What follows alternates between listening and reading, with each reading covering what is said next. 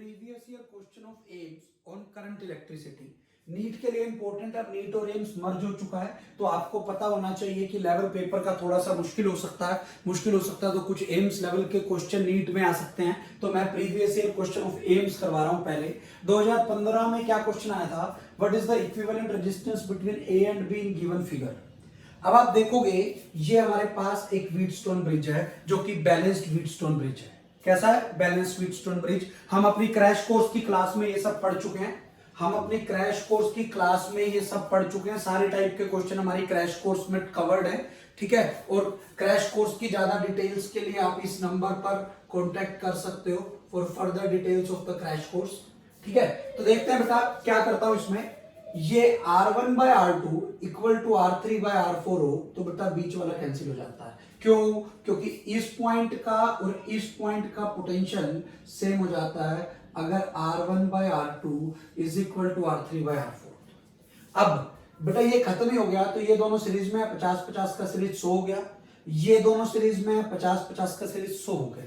अब ये 100 और 100 पैरेलल में, 100 और 100 का पैरेलल क्या बच गया बेटा? 50 ohm. This will be your answer. AIIMS 2015 में आया हुआ क्वेश्चन। अगले क्वेश्चन पे आता हूं। एम्स 2015 में भी आया है, 2009 में भी आया है। क्या है? When A current is passed in a conductor 5 degree Celsius rise in temperature is observed. If the strength of current is made thrice, rise in temperature will be। अब आपको एक बात पता होनी चाहिए, टेम्परेचर क्यों बढ़ रहा है? हीट की वजह से। और हीट का फॉर्मूला क्या होता है? आई स्क्वायर आर टी। तो बेटा यहां से क्या होगा? हीट का फॉर्मूला है आई स्क्वायर आर टी, जिसको मैं लिखूंगा M S delta T. Conductor वही है, स्पेसिफिक हीट वही है, कंडक्टर का रेजिस्टेंस वही है, उतने ही टाइम के लिए अज्यूम करके चलेंगे करंट हमने पास किया होगा। तो यहां से आगे change in temperature is directly proportional to I square. Change in temperature is directly proportional to I square. पहले जब मैंने करंट पास किया 5 डिग्री सेल्सियस टेम्परेचर बढ़ा, अब करंट को ट्रिपल कर दिया, थ्राइस कर दिया, तो बेटा 3 का स्क्वायर 9, तो चेंज इन टेम्परेचर 9 टाइम्स हो जाएगा। पहले 5 डिग्री सेल्सियस था, अब 45 डिग्री सेल्सियस हो जाएगा। समझ में आ गया बेटा कैसे किया है? 2015 में आया हुआ क्वेश्चन है। इसके अंदर आपके पास हीट वाला चैप्टर और करंट इलेक्ट्रिसिटी को मिक्स किया। अब हम यहाँ पे आ जाते हैं। अब अगर मैं इस कंसेप्ट पे यहाँ पे बात करूं, 10 आइडेंटिकल सेल हैं, 10 identical cell है, each of EMF E and internal resistance R are connected in series to form a closed loop. An ideal voltmeter connects across 3 cell will read 0। जब भी जितने भी आइडेंटिकल सेलों सीरीज में connect किए हों without any external resistance close loop बना ले तो हर सेल के पास नेट पोटेंशियल डिफरेंस 0 आता है। देख भी लेते हैं कैसे। ऐसे बेटा 10 सेल है, ऐसे मेरे पास 10 सेल हैं, इनको एक क्लोज लूप बना के कनेक्ट कर दिया, ई आर सबका दिया हुआ है। अब 3 सेल में मैंने वोल्टमीटर लगा दिया। अपने को रीड करना है, कितना रीड करेंगे। हर सेल का पोटेंशियल डिफरेंस 0 आता है, ईएमएफ 0 नहीं होती, पोटेंशियल डिफरेंस 0 होता है। अब देख लेते हैं क्या होगा। टोटल करंट कितना चलेगा? टोटल करंट चलेगा 10E/10R, that will be equal to E/R। अगर मैं इस पॉइंट को A मान लूं, इस पॉइंट को B मान लूं, तो अब मुझे इन दो पॉइंट के बीच में पोटेंशियल डिफरेंस निकालना है। क्या निकालना है? Potential difference. तो मैं क्या करता हूं, मैं यहां से VA माइनस VB निकाल देता हूं। बेटा यहां से चलूंगा प्लस E, करंट तो ऐसे चल रहा होगा तो उधर प्लस इधर माइनस IR, ऐसा होगा 3 बार। क्लियर? अब I की वैल्यू कितनी है? E/R।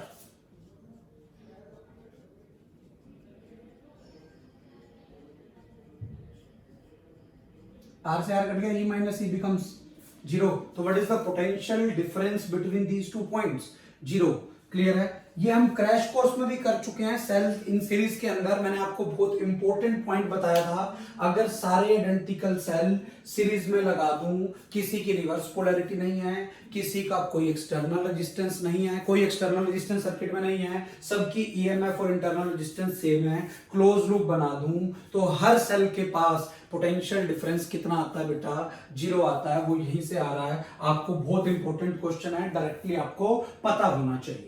अब इधर आ जाते हैं। A steady current flows in a metallic conductor of non-uniform cross section. Which of these quantities constant along the current along the conductor? NEET में भी आया हुआ है ऐसा क्वेश्चन। हाँ बेटा, किसमें आया हुआ है? नीट में भी आया हुआ है। तो आपको इन चीजों से, ये हमारा कंसेप्ट पहले लेक्चर का, क्रैश कोर्स के पहले लेक्चर, करंट इलेक्ट्रिसिटी के पहले लेक्चर का ही क्वेश्चन है क्या? अगर नॉन यूनिफॉर्म क्रॉस सेक्शन, ध्यान हो आपको क्रैश कोर्स में जो हमने पढ़ा था कि ऐसा ही क्रॉस सेक्शन हो तो क्या चीज सेम रहती है along the conductor?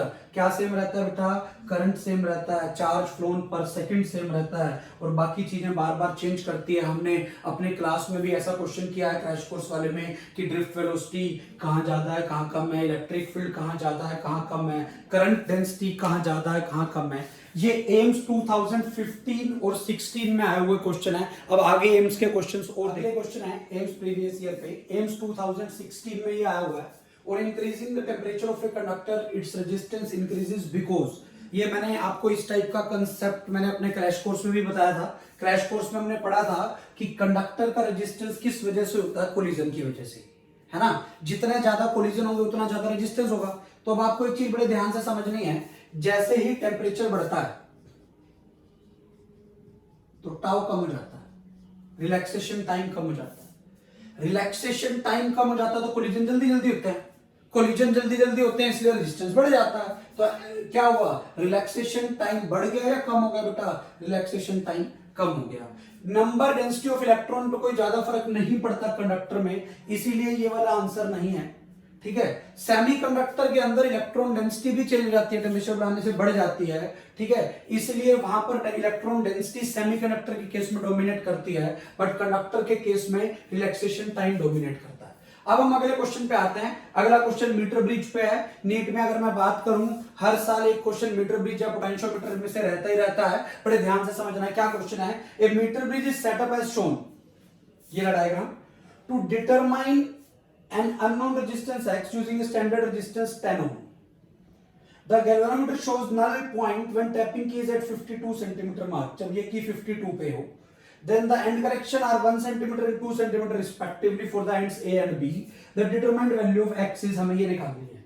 Metre bridge में आपको पता होना चाहिए, metre bridge works on the principle of balance Wheatstone bridge.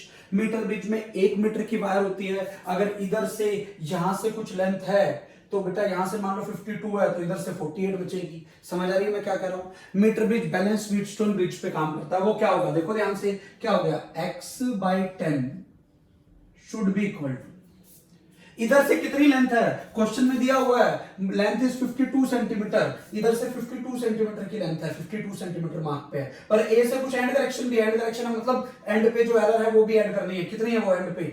कितना है? ए पे 1 सेंटीमीटर है, तो ये होगा बेटा 52 वैसे है, पर एंड करेक्शन की वजह से 1 फालतू आ गया। और बी से ये 48 बच गई 100 में से, ये बचा 100 माइनस 52 दैट इज 48 प्लस, और बी से एंड करेक्शन कितने की है बेटा? बी से एंड करेक्शन 2 की है। तो जैसे मैंने सोल्व किया, it becomes x/10 should be equal to 53/50 which can return as 2 से मल्टीप्लाई 2 से डिवाइड करूं 106/100। एक जीरो से एक जीरो कैंसिल, तो x की वैल्यू कितनी आ गई बेटा? 10.6 ohm. That will be your answer, और 10.6 ओम इज दिस ऑप्शन। ये आपका आंसर आ गया मीटर ब्रिज वाले क्वेश्चन का। अब अगले क्वेश्चन पे आते हैं। अगला क्वेश्चन क्या है? The measurement of voltmeter in the following circuit is, मुझे इस सर्किट में वोल्टमीटर की रीडिंग बतानी है, क्या आएगी? अब बड़े ध्यान से समझना है, ये वोल्टमीटर आइडियल नहीं है, क्योंकि अगर वोल्टमीटर आइडियल होता तो उसका रेजिस्टेंस तो इनफाइनाइट होता है ना। तो ये केवीएल टाइप का क्वेश्चन है, उससे कर सकते हैं, दूसरे मेथड से कर सकते हैं। क्रैश कोर्स में हमने ऐसे बहुत सारे क्वेश्चन ट्राई किए हैं, तो बड़े ध्यान से देखते हैं। 60 और 40 ये किस में आ गए बेटा? पैरेलल में। 60 और 40 पैरेलल में आ गए, इन दोनों का पैरेलल निकाल लो। 60 into 40 by 60 plus 40 that comes out to be 24 ohm. हाँ बेटा क्लियर है यहां तक? ये कितना आ गया? 24 ओम। अब मेरे पास जो डायग्राम बन गया वो ये बन गया बेटा, ये 6 वोल्ट है, ये 40 ओम है, और ये मेरे पास 24 ओम आ गया। उसको हटा के, ठीक है। अब फायदा क्या हुआ हटाने का? चाहे इसके पास वोल्टेज निकाल लो, चाहे इसके पास वोल्टेज निकाल लो, चाहे दोनों के पास वोल्टेज निकाल लो, सेम आएगा, क्योंकि पैरेलल में वोल्टेज सेम की सेम होती है, दोनों के पास सेम वोल्टेज है। तो मैं 24 ओम के पास वोल्टेज निकाल लूंगा। ठीक है, आप देख लेते हैं। अब मुझे तो इसके पास वोल्टेज बतानी है और हमें पता भी ये दोनों रेजिस्टेंस सीरीज में आ गए और सीरीज में voltage divides in the ratio of their resistance, या केवीएल से कर लो। हमें अपने को इसके पास वोल्टेज बतानी है, तो अगर मुझे वोल्टेज अक्रॉस 24 ओम बतानी है तो I will write it like I into 24। आई है, बस बच गया आई निकालना। आई निकाल लेते हैं। आई कितना है बेटा, 6/40 plus 24 into 24। Are you getting my point? तो ये क्या बन गया, this is 6/40 plus 24 is 64 into 24। कोई डाउट? ये 4 पे गया 6, ये 4 पे गया 16। हाँ बेटा क्लियर है। ये 2 पे गया 3, ये 2 पे गया 8, ये 2 पे गया 3, ये 2 पे गया 4। क्लियर है? Answer comes out to be 9/4 volt. 9/4 का मतलब कैलकुलेशन करते हैं। 4 टू जा 8, 1 बचा, फिर 2 5, ये आ गया। इसके पास 2.25 वोल्टेज है। इसके पास कितनी वोल्टेज है बेटा, 2.25 वोल्टेज। और जो इसके पास वोल्टेज होगी वही इन दोनों के पास होगी, क्योंकि पैरेलल में तो वोल्टेज सेम रहती है। तो वोल्टमीटर ने कितना रीड किया, 2.25 volt. This is your answer. आप रेशियो से भी कर सकते थे, 40:24 वोल्टेज डिवाइड करके उस हिसाब से भी निकाल सकते थे। ये एम्स 2017 में आया हुआ क्वेश्चन है। अब अगले को देखते हैं। A and B are 2 points on a uniform ring of resistance R. ये मेरे पास एक रिंग है जिसका रेजिस्टेंस आर है। Angle A C B is theta where C is centre. ये सी सेंटर हो गया, ये ए हो गया, ये बी हो गया। Angle A C B is theta. Clear है? The equivalent resistance between A and B, मुझे इसमें और इसमें रेजिस्टेंस निकालना है। अब देखते हैं बड़े ध्यान से बेटा। 360 मतलब 2 पाई का एंगल है, 2 पाई के एंगल पे रेजिस्टेंस आर है, तो इसमें कितना होगा, यहां रेजिस्टेंस होगा r/2 पाई इंटू थीटा। कैसे किया, 2 पाई में आर, एक में r/2 पाई, थीटा में इतना। तो बेटा ये जो एंगल बच गया, ये वाला जो एंगल बच गया, ये बचा 2 पाई माइनस थीटा। तो इसमें कितना रेजिस्टेंस बचा, r into 2 pi minus theta by 2 पाई। ये इसका रेजिस्टेंस आ गया। अब ये दोनों रेजिस्टेंस किसमें है बेटा, पैरेलल में है। तो पैरेलल में इक्विवेलेंट रेजिस्टेंस कैसे निकालते हैं, R1 R2 bye R1 plus R2। तो ये क्या बना, R1 ये हो गया इंटू R2, R2 ये हो गया। हाँ बेटा, बाय R1 प्लस R2 करोगे वो R होगा, R से R कैंसिल। क्या ऑप्शन बच गई, R theta 2 pi minus theta by 4 pi square. तो ये इसका आंसर आ गया। ये एम्स 2016 और 17 में आए हुए क्वेश्चन है। इस पे प्रीवियस ईयर के देखते हैं। In the circuit shown current through 5 ohm resistor is AIIMS 2018 में आया हुआ है। अब आप बड़े ध्यान से देख सकते हो, ये सर्किट आपको दिया हुआ। अब ये दोनों सेल किसमें है बेटा, पैरेलल में है। दोनों की ईएमएफ भी सेम है। पैरेलल में हम क्या करते हैं, क्रैश कोर्स वाले में पढ़ा हमने, ये 2 वोल्ट आ गया, 2 ओम का पैरेलल कितना आ गया बेटा, 1 ओम आ गया। ठीक है, और इधर 5 ओम हो गया। पूछा इस 5 ओम पे करंट कितना करंट आएगा बेटा, 2/5 plus 1, this is 2/6 which is equal to 1/3 ampere. This will be your answer. समझ में आ गया, बहुत आसान सा है। अब इधर आ जाते हैं। मैंने आपको पहले ही कहा लगभग हर साल एक क्वेश्चन पोटेंशियोमीटर या मीटर ब्रिज टाइप से रहता है। ठीक है, एक क्वेश्चन कैपेसिटर पे चार्ज निकालने से रहता है, वो शायद इसके बाद आएंगे, देखते हैं अभी। In a potentiometer experiment of a cell of EMF 1.25 volt gives balancing length of 30 centimetre. If the cell is replaced by another cell, balancing length is found to be 40 centimeter. Then what is the EMF of the second cell? देखते हैं बेटा EMF of the second cell। देख आपको पता होना चाहिए potentiometer का जो प्रिंसिपल होता है वो होता है इक्वल टू KL। क्या होता है, इक्वल टू KL। तो यहां से हम जब दो सेल की EMF कंपेयर करते हैं तो ये फॉर्मूला आता है E1/E2 is equal to L1/L2। पहले की EMF 1.25 है, दूसरे की EMF मुझे निकालनी है। पहले की लेंथ 30 सेंटीमीटर है, दूसरे की लेंथ 40 सेंटीमीटर है। सिंप्लीफाई कर ले तो यहां से जो मेरा E2 आ गया 1.25 इंटू 4/3 आ गया। देख लो कैलकुलेशन करके। यहां से जो E2 की वैल्यू हो गई है बेटा 5/3 हो गई। ठीक है, 5/3 का मतलब 1.67, नियरली इक्वल टू 1.67, इसलिए ये आपका आंसर आ गया। क्लियर है, यहां तक समझ में आ गया? ये आपका प्रिंसिपल होता है V equal to KL, potentiometer इस तरह से काम करता है। अगले पे आते हैं एम्स 2019 क्रैश कोर्स की क्लास का क्वेश्चन है। क्लास में हमने किया था पूरी वायर में करंट निकाला था। ये क्या है था, current density of a solid cylindrical wire of radius r as a function of radial distance small r is given by this. Clear है? आपको क्या करना है, the total current in the radial region R equal to 0 to R equal to r/4। ये हमने class में किया था बेटा। क्लास में जब हमने करंट निकाला था, आपको याद हो, हमने डायरेक्ट ये लिख दिया था पूरा, वहां पे मैंने आपको डिराइव करके बताया था इंटू 2πr/dr, और लिमिट कहां से कहां तक बेटा, 0 से r/4। हमने जो क्लास में किया था सेम डाटा था, बाय चांस हमारा भी डाटा सेम था, उसमें पूरी वायर में पूछा था तो लिमिट लगाई थी मैंने 0 से कैपिटल R। अब 0 से r/4 तक निकालनी है, तो I की वैल्यू क्या आ गई बेटा, J0 इंटू 2π बाहर, इंटीग्रेशन के अंदर मल्टीप्लाई करके बच गया r minus R square by r dr, कहां से कहां तक, 0 से r/4 तक। क्लियर है? तो यहां से जो करंट आ गया, this is equal to J0 into 2π, r का इंटीग्रेशन बेटा r square by 2 minus r cube by 3r, और लिमिट कहां से कहां तक है, 0 से r/4 तक। ठीक है, अब यहां से जो मेरा करंट आया, बड़े ध्यान से देखना है, J0 into 2π, upper limit minus lower limit, r/4 का square, that is r square by 16 और 2 32 हो गया, माइनस r/4 का क्यूब, 4 का क्यूब इज 64 इंटू 3 192, तो ये बच गया बेटा r स्क्वायर बाय 192। क्लियर है?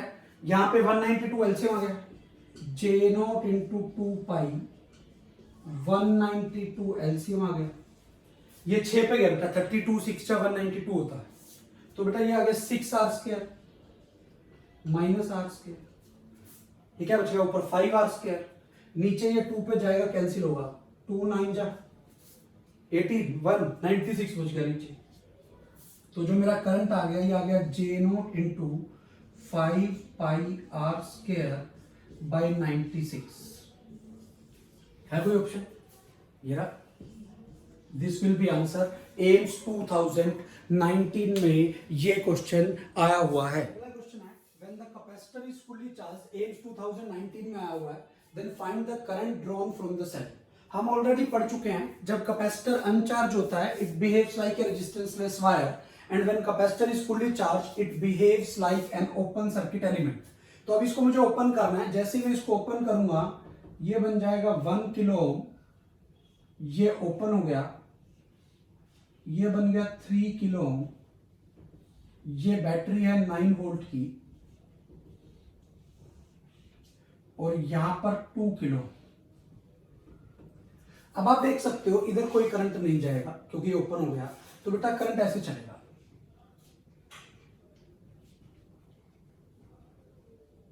तो कितना करंट चलेगा, 9/3 किलो,